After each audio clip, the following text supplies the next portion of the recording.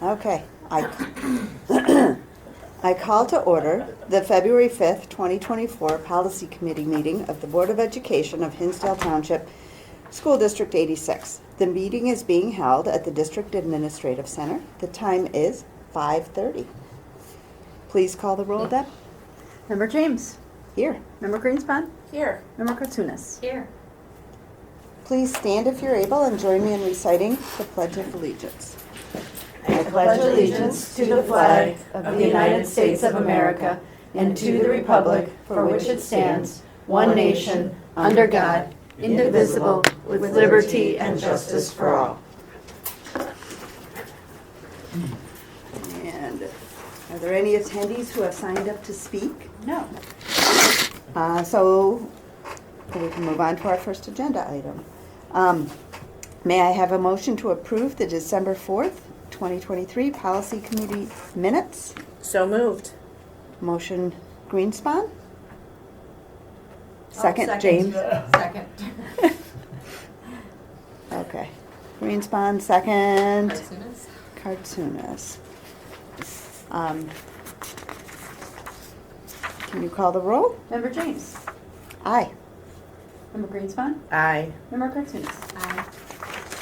Okay. Following our agenda in board docs, the first item for discussion is Policy 340, Superintendents.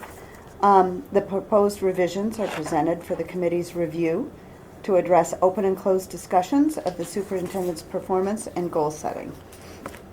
So you have a redlined version in your board packet, and they just provide a little bit more clarity around what can be discussed in closed and what should be discussed in open. So when their goal setting is intertwined with the performance, that would be in closed. When it's just goals and approving the final goals, it's during open session. So, any concerns, thoughts, edits? Well, that seems to make sense. Okay. So we can clean that up, and then would the next step be to bring that to the full board for first read? Yep. Okay. Our next policy is Policy 640, Curriculum. And the proposed revisions provide that new classes will have a pilot period with evaluation reports to the board for a defined period of time. Any discussion around that item as well? I think also with this policy, the board is making clear that there's a certain set of metrics for evaluation, which I think Jason already put, or it's already understood. We discussed this in academics, right?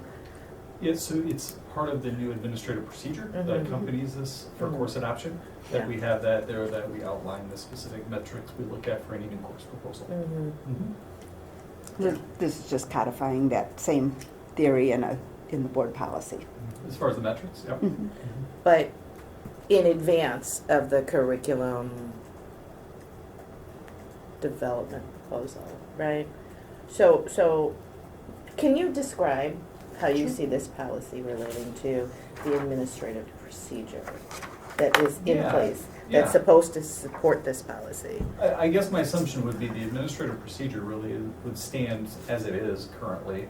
I guess I was just hoping to get a little bit more understanding that the additional goal of naming every new course proposal a pilot, or major curriculum adoption a pilot. Uh-huh.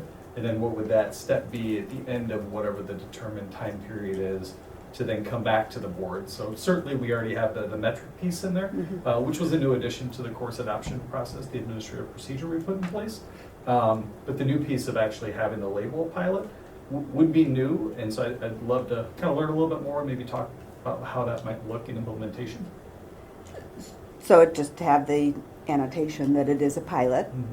And clearly on the metrics, as you've defined them, and as you do define them going forward, it would have, what's the goal, what's the success, what's the Sure. not, what are the areas. And so at the end of the period of time, or perhaps during the period of time, there might be some adjustments made. There might be some changes to the pilot. There might be some learnings along the way. And I would expect that that would be part of that incorporation into that course. Absolutely, absolutely. Again, I don't think that changes too much in the accountability side and kind of Right. the responsiveness. I guess, so could we talk through just a couple of questions that I know would arise Sure. in implementation if it's named a pilot? Because I think we would have to, make some adjustments to the administrative procedures to make sure that those are accounted for, depending That on they what it align. would look like. Mhm. But the only thing is that with regards to this policy, what it also does is set, articulate that there is a specific period that the superintendent would have to recommend to the board with this new course, in which the course would be evaluated by sure. metrics and data, and there would be a regular cadence for reporting back the metrics or the data on the new course during the duration of that pilot period. Does that make sense? The periodic reports is what you referred to. Yeah. That all makes sense. Mhm. I guess I understand it. One of my implementation questions, just to consider this and kind of understand it fully, would be if we were proposing a new course, might be easier just not talking hypothetical so much. When we come, probably in a month or so, April, we'll come to the academic committee with at least one course proposal in math. So when we come forward with that course proposal, we mentioned it, I think at the beginning of fall, it'll be AP Pre-Calc is a course that we're looking at from the College Board. The intent would be that would replace our current honors pre-calculus course. We'll explain all of this, what that would mean. One of the key questions here, if we were running a pilot, would the intent be to offer both courses, the new pilot course and the existing course, or to simply offer the new course, go through whatever that duration of the period is, the analytics, the periodic reporting, and have that new course kind of isolated to review? That's one of the key questions that I have. So, from your perspective, how would you see that play out? So I think we could be presented with some challenges kind of going either direction, just to kind of fully understand and have eyes wide open going in. If it were to run parallel, so let's say we propose the new AP Pre-Calc calculus course, and then we continue to run the current honors pre-calculus course. There could be some confusion in explaining and communicating clearly to parents and students what their choice is and what the difference of those choices are. Clearly, we can point to the curriculum, all those sorts of things, but when it comes down to a student choosing between them, although effectively it's the same course sequence to go from the course prior to the next course, how they choose between them would rely on what we're sharing, how we present them, what's in the program of studies, clearly. If we're presenting a new course to replace one, that's because the administration and the instructional leaders believe there's benefits to it that aren't existing with the current course. So it'll be a little bit of an awkward dance, potentially, advising students, presenting those courses. For instance, in that example, in the AP Pre-Calc class, we would naturally share with students post-secondary institutions often look at AP courses a little bit differently than honors courses. They understand what that is. It's a national curriculum that at times can be an advantage for students to have those on there. But we certainly don't want to do that in any way that jeopardizes the natural evaluation of a pilot. You understand what I'm saying? So it creates an issue. The other issue it creates, it dilutes potentially the sections where you might not naturally fill a section of one or the other. And then so how do we run that if we kind of dilute those sections? And if, say, we have not very many students sign up for the existing honors pre-calculus course, Right. Then do you do we move just them? move them into the AP pre-calc? It sets up a couple of issues if we run them both. So I Concurrently. think that my understanding of a pilot is to evaluate whether or not the course is a go after, let's just say it's 3 years, right? Okay. So if that's the case, I'm just making that number. No, I know. But, I'm just, it helps. but us it kind of just, develop for a me, hypothetical. for the AP Pre-calc. that supports the Mhm. curriculum development, you identify a 3-year process. So 3 years is on the brain. If you don't run a pilot, then we don't know for sure that it's addressing. But if you don't run parallel, then if at the end of 3 years you find that this didn't work out exactly as we Mhm. wanted, if we don't run parallel, we have nothing left, right? So for example, the AP Pre-Calc, that's for 10th and 11th graders. Typically, there also would be seniors that could potentially take it too. Okay. This one gets a little more confusing because we're probably going to offer 2 different versions of Uh-huh. AP Pre-Calc, which has been pretty typical in some of the districts that have offered that. Mhm. So it would add another So layer you're of adding complexity 2 to different this. classes, So not one Is- AP pre-calc, but 2. Correct. There's kind of there's 2 versions of it. So College Board is it allows like you to run. A, B, B, C, kind of? Effectively, it can be, Yeah. yeah, for students that clearly are on the track or want to prepare themselves for Mhm. Calculus BC. Mhm.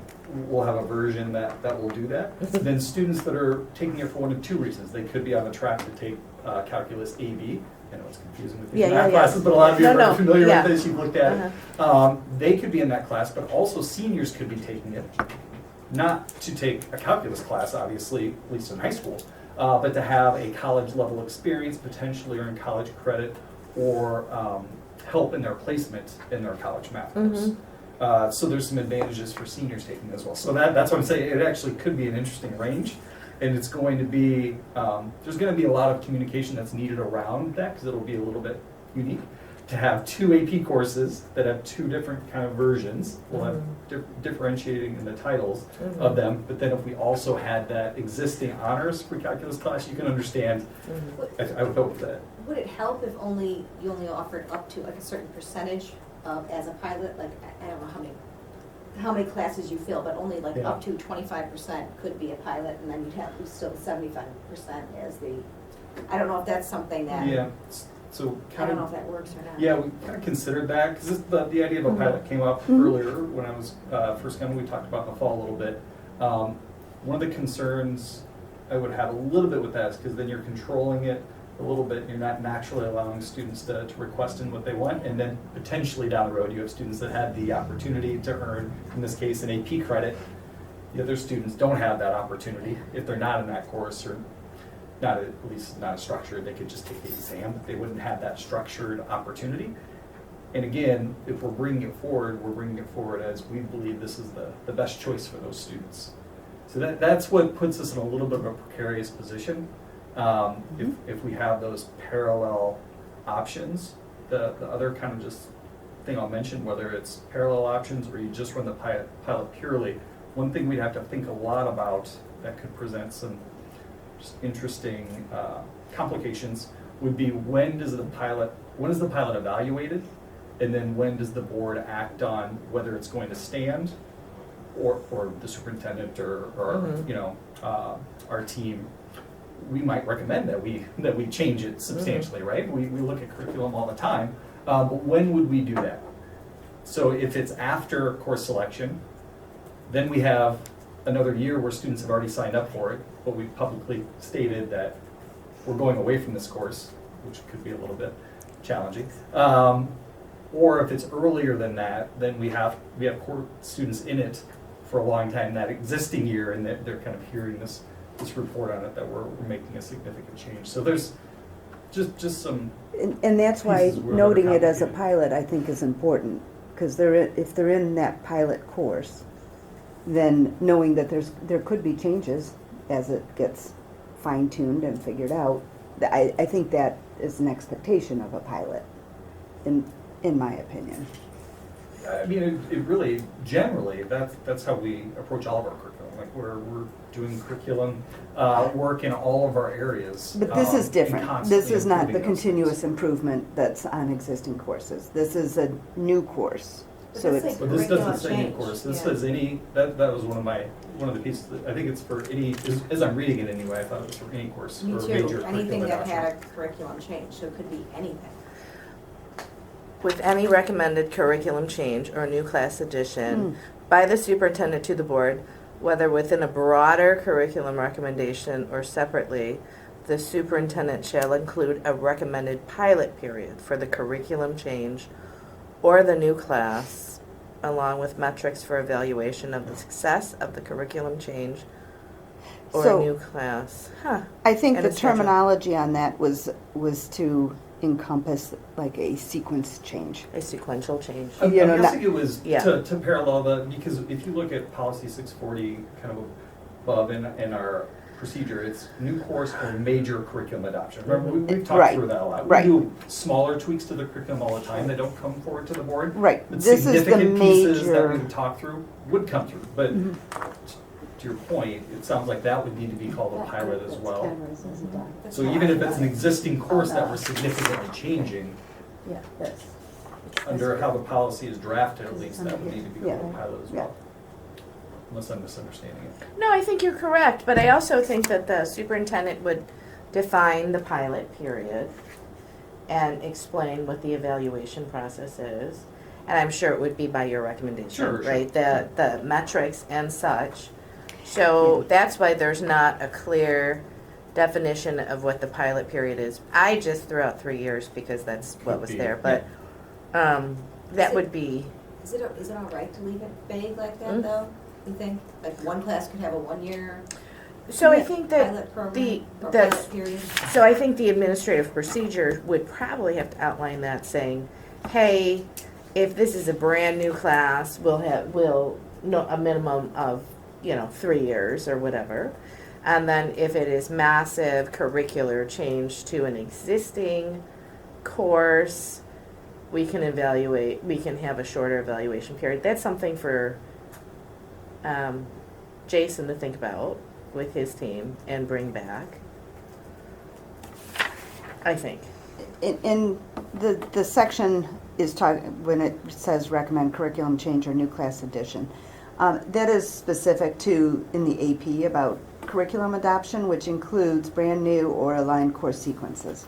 So it is a change in that way. So maybe we need to change the verbiage so that it's a little clearer in that direction, because we're not talking about continuous improvement within a class. We're talking, Unless it's significant. yes. Yeah, so we'd have to differentiate, which we do on a regular basis. Again, Mhm. we don't bring every Right. curriculum project that's going on in the district to the board. Often they're smaller, kind of fitting within the existing structure. Right. They're not changing major units or major standards. Yeah. Yeah, making kind of a natural evolution. So I certainly understand that. So I have a question. It's just a question because I don't know the answer to it. This is a policy and we're in the policy meeting. Seems like this is academic in nature. Mhm. Would this go to the academic committee then to review for policy? No, they would create the administrative procedure that supports the Oh. policy. Mm.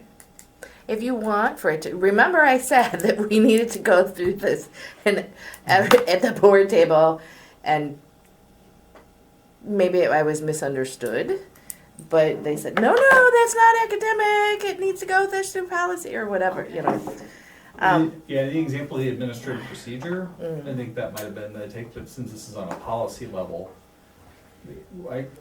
more than happy, we could work on the agenda if that would be helpful, to have Yeah. some more discussion. Yeah. Because this is only going to go, this will be going to the board for first read only, Mhm. anyhow, this month. Mhm. And there is an academic committee meeting mid-month, so you can add it to the agenda, right? If you're all comfortable with that, I think I it'd be mean, well, helpful to have us some more month, yeah. perspective on it. You'll have to talk Yeah, I to think chair. We're meeting Yeah, this Chris. week Yeah. to talk with her. Yeah, right? I have one more comment on the Mhm. way this is written. It says the superintendent shall include a recommended, should it say will include, or do you want the option to not include? Because shall seems not as definitive. So it's. I mean, I'm sure it's chosen for a reason, I'm just looking for the backdrops. It's not, in a I- policy, it should say you will do this or you will not do this. I don't Mhm. like the gray zone in policies so much. But that's just a, I think it's just school Okay. education legalese. They typically Shall is say used shall. of times a to lot. mean will in school code, so I'm guessing that's what they did. I just as I just education. circled I'm- it, but I took it as well, so. Yeah, Yeah. okay. So it's what the It's administrators 6 times here. in this policy I know. Yeah. alone, so. There's another thing, Deb, real quickly. In number 2, under curriculum development, it's already there. Demographics, comma, and student achievement and other data. Shouldn't it be just demographics, comma, student achievement, comma, and other data? I don't know. Hmm? I just grip. I don't want to be attached to that typo. I'm just kidding. And Jason's here, so our head of academics doesn't want to be attached to I was typos. looking at that section, see. Yeah. So it's good to catch them. Okay. So, going forward, we're gonna clarify the individual courses or align course sequence when we talk about recommended curriculum change, right? So, can you summarize your concerns again? Yeah, Okay. a few of them were the questions around implementation, Mm-hmm. running the parallel courses. If the intent is to run the existing courses along with new courses, so there's various concerns. I don't know if you want me to go into detail, but that was the general concern. Staffing, student. Yeah, potential staffing issues, sectioning issues. Filling sections. Communication Mhm. and clarity of communication and counseling of students and advising students for the Okay. courses. It could be issues that arise, the general timing of the, kind of the, I would call it the second or maybe the final approval, you know, once we get to the end of that cycle and whether it's going to be approved or not, and how that communication is handled, if it's before or after course selection. And again, I would just emphasize that really these questions are largely around required courses that are, we're looking at, we have current offerings and we're supplementing them. If we're adding an elective, I think some of these things would not be the same issue.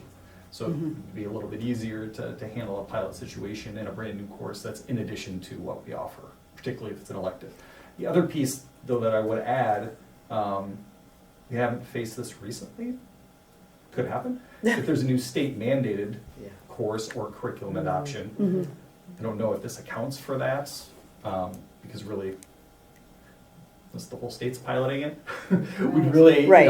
I think wouldn't be upfront with the community to post as a pilot as if we have a local decision-making. But So we don't. We might want to account for that. Again, that's Yeah. not common, but it does happen with curricular adoptions at times and certainly occasionally with courses. Again, I don't anticipate that, but policy is going to be in place for a long time.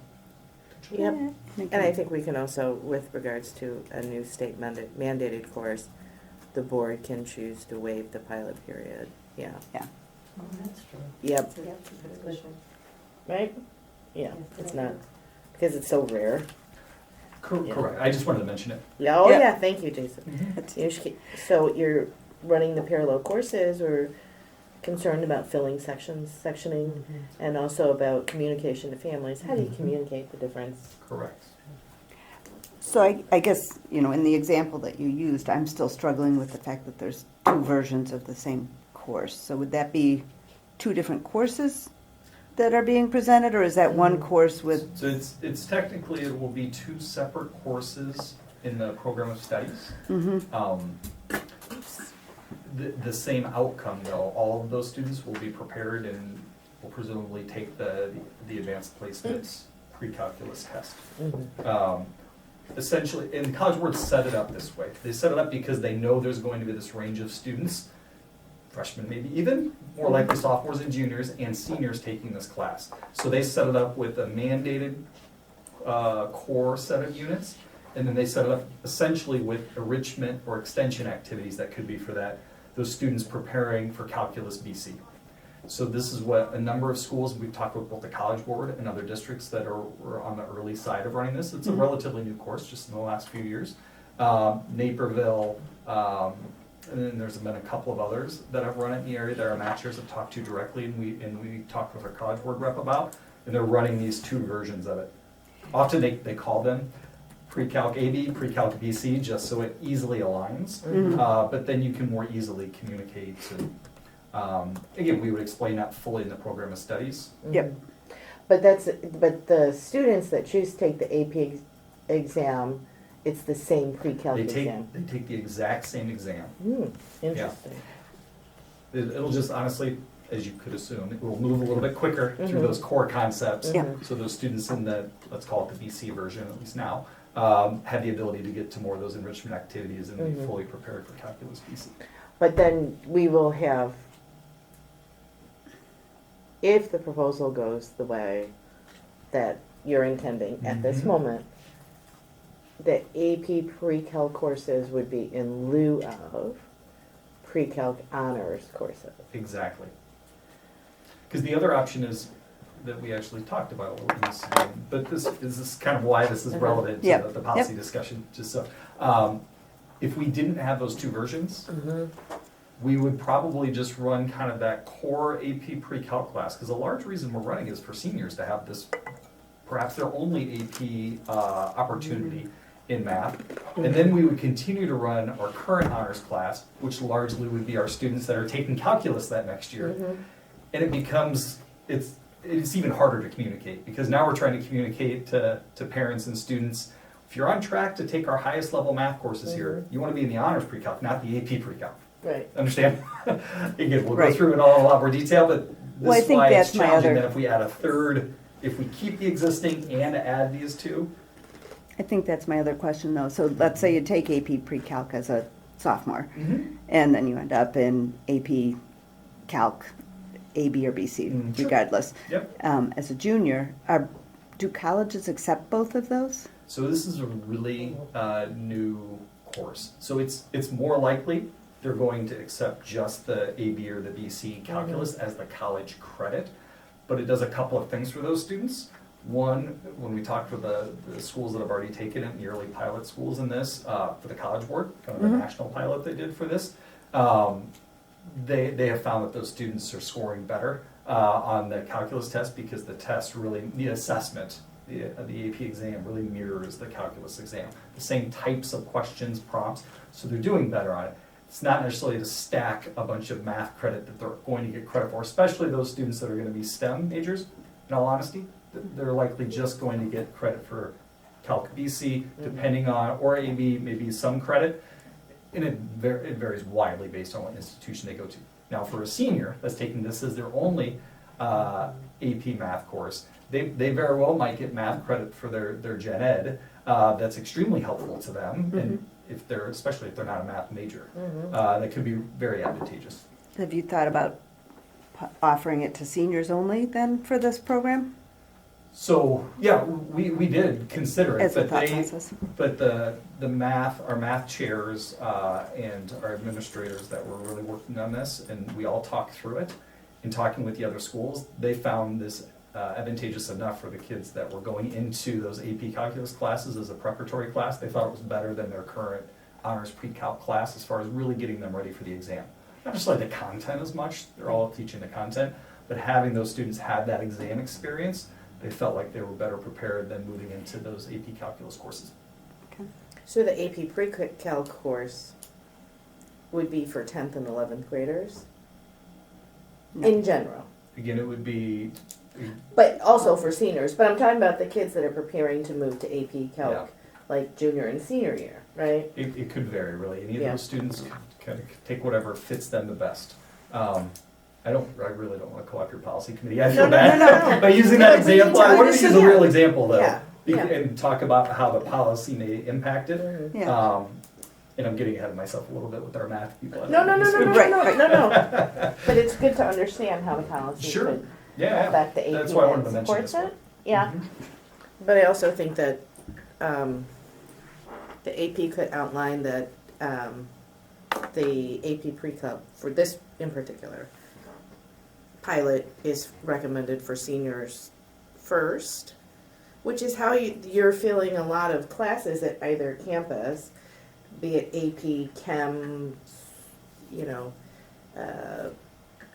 sophomore year at South or whatever, by grade level and then by recommendation through other grade levels, like 10th and 11th graders or So something. you're saying maybe initially in the pilot, hypothetically, we could Mhm. just run it for seniors? Yeah, and then say by, to fill a section or for students that qualify based upon their counselor / the math department recommendation, they can also take the course, 10th and 11th graders. Yeah. I just, With accelerated placement, we're required to put any student, or at least offer them the opportunity that qualify for any next level course that we have. So I think this is a case where a state mandate Has might an interfere implication. with, if we were to limit the enrollment of a pilot. So if we're putting in advanced coursework, I don't know how the state would interpret that if we were saying we have a local limitation on it, Mhm. in the way that you're saying. And again, I'm thinking out loud, I don't know the yeah, answer to yeah, that. no. And this But can it'd And be a that's what we have consideration general we'd have to counsel look for, at. so we can ask them. Yeah. So again, No there'd problem. be a little bit of a, like I said, there's just a number of implementation Question. pieces that are complicated. Question. So I guess the AP could end up being much longer or something. Yeah. Yeah, okay.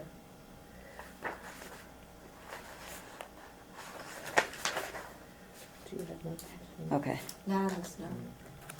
so this one's not ready, we need to talk to, it's not ready for first read, I I don't don't think. We need to, Academic committee. yeah, Well, so the academic committee can discuss, let's not get confused. yeah. The policy committee sets policy. Mm-hmm. The academic committee sets the administrative procedure that'll support the policy. So it would be appropriate to discuss at the academic committee level, talk through some of these things, and it might not be appropriate to discuss it at the February, whatever, is it 15th? Yeah, we're planning on having Meeting. a special meeting on the 15th. Because the policy is not even ready for first read. Right, so you're gonna get legal advice, right, on the policy with regards to some of the concerns that you have expressed, And then, the implementation or the creation of any amendments to this AP that supports 6:40 would happen at the academic committee level. So we're not discussing the policy then at the academic committee? I'm confused, I'm sorry. No, well, you're discussing the policy and how it affects the AP that Oh, we- academic So the committee. implementation Yeah, question. yeah, yeah, That's yeah. that's what I'm getting at. Yeah, And I'm happy to do, if there's any research you'd like done, with other districts, anything like that, I'm happy to do that as well. I mean, okay. Yeah. Yeah. But I think first it needs to go, at least get enough of a draft so that there's a first read Yeah. prepared for the board. Because there's no point for you to chase anything down when there's not even a first read draft yet. Yeah, I'm just Yeah. talking about the No. general idea. Yep. I'm just gonna grab my schedule real quick to look at when we would meet for policy again and when that would go to academic, like the time, Yeah. just to make sure that's what you want. uh-huh. Deb Kudrowski stepped out, 6:03. It's open. She's back, 6:03. Okay, so if we hold our next policy committee on the 4th and you have that feedback and we re-review, Mhm. Academic committee is on the 29th, so we will have missed that Mhm. 29th. So it wouldn't be until April April 4th. 4th.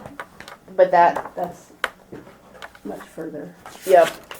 And Jason is planning to bring, for example, Mhm. we keep talking about the same math course, the They can't have AP a special pre-calc meeting, they can't have a special- to academic committee in March. We actually don't have a meeting in March, so it would April? likely be the April 4th meeting. So Okay. we could then go to the board the 2 successive April meetings. Mhm.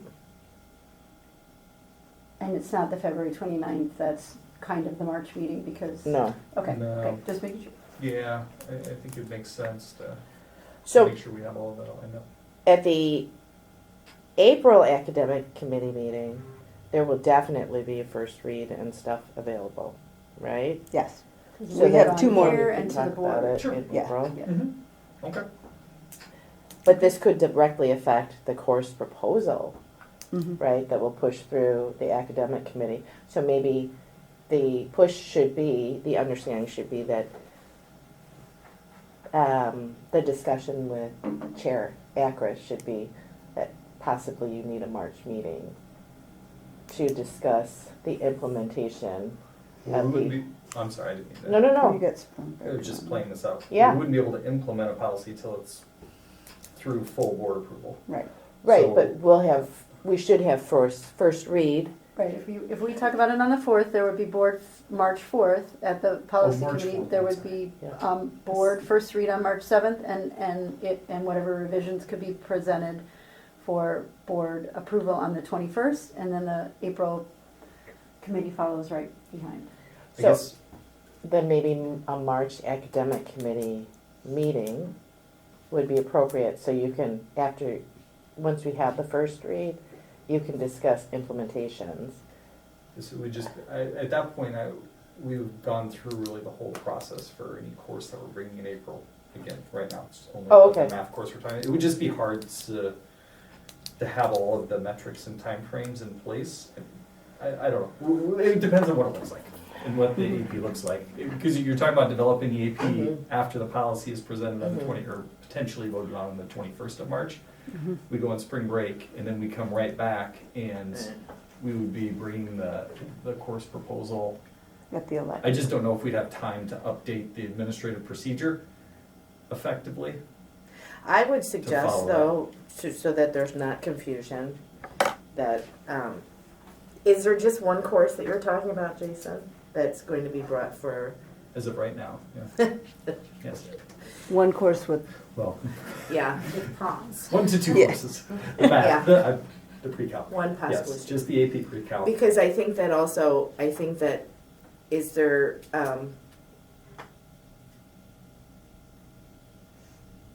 is there a reason why it has to be brought at this time? I know there's the AP, but also we're working on the policy that defines pilot, and,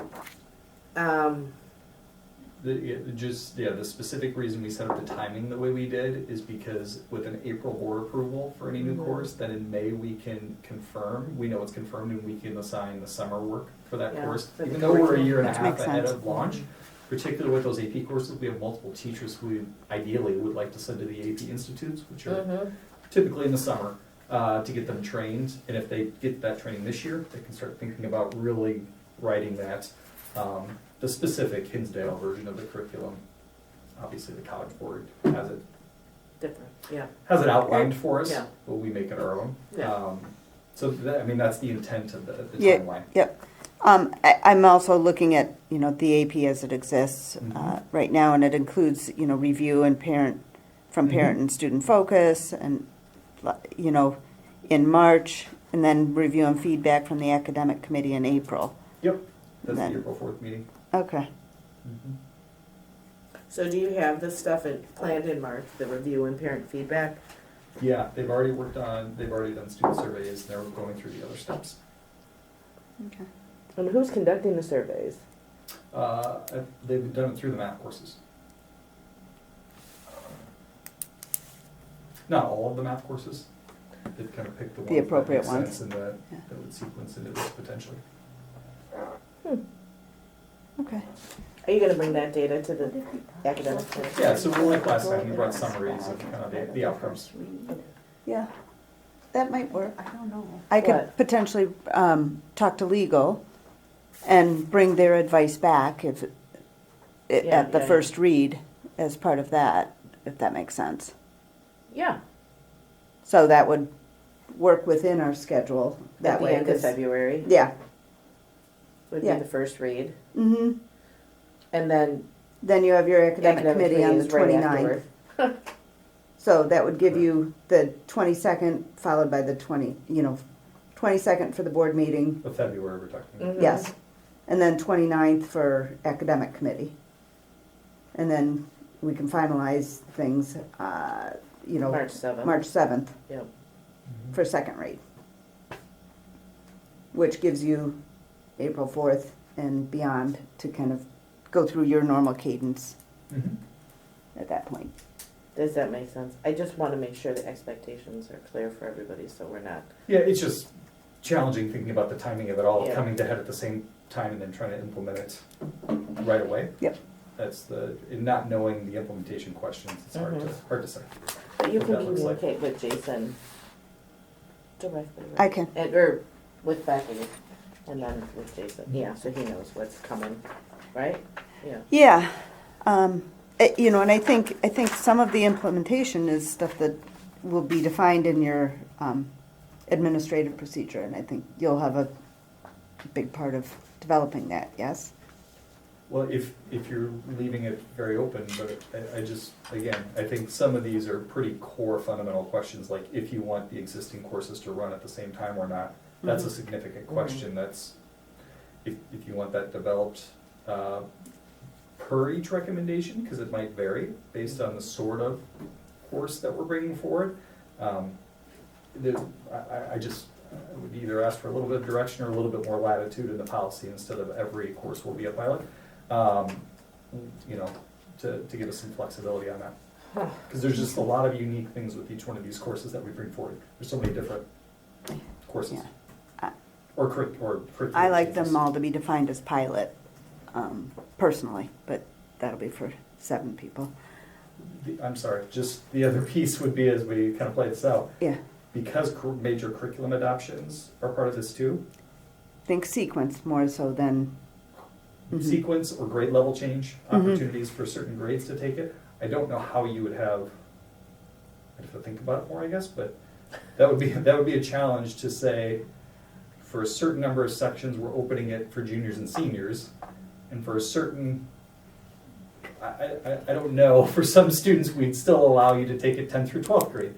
You know, like Yeah. at different points, we talk about changing the offering of grade levels. We've said before that would come through the academic committee in this process. If we're making substantive changes like that, that's included in this. I don't know how you would cleanly offer that opportunity.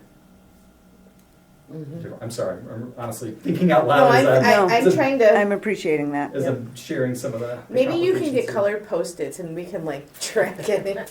It's hard to conceptualize, right, because there's a lot. That's why Okay. having a little latitude here would be helpful. Okay. Let me talk to legal and Okay. I'll be in touch and we'll, All right. Thank you. See what we can come up Opportunity with. enjoyed? yeah. Thank I don't think you need me for the next agenda item. Thanks, Jeff. Jeez. Well, I'm happy to if you need me, but I don't think you need the academic perspective. very much. Thank you, All right, thanks, Jason. well, have a good night. Okay.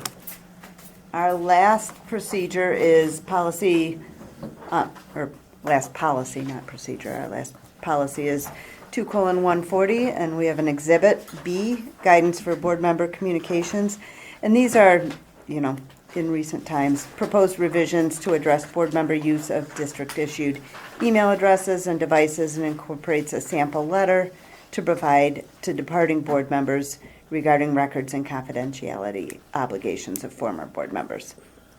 The only comment I had is, should we clarify that it's just related to electronic records? Or is there another letter that relates to like physical hard copies of confidential records? I think it refers to both. So if you print out a confidential record, Because it just says that you'll delete from personal devices, okay. but it doesn't say destroy physical copies. Okay. And so I didn't know if that was purposeful. It helps to have an attorney on board. I say that because sometimes I've had situations where I thought everything was deleted and only I find out someone's got a filing cabinet full of Right, historic documents. right. That's Confidential. happened here. Okay. Okay, so So we can, yeah, maybe I'll, just, I'll add that like in. the Have them add destruction it. of physical copies of confidential. or records. bring them to the district office for the district Dispose. office. Sure, to yes. dispose, Right. because there's a lot. Mhm. Mhm. Okay, Add that onto your list of things, Deb, that you have to do. Shredding. Shredding.